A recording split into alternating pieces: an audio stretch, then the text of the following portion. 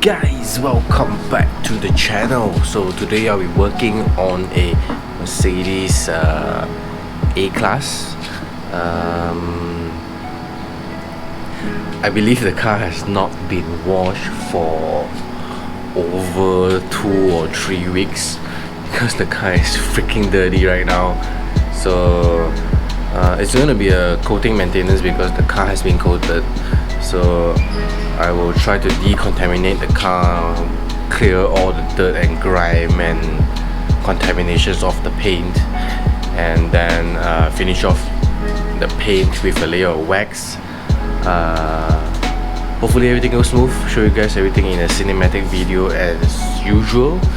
Remember to like, share, subscribe to the channel, press on the bell button for post notifications, and I will see you guys at the end.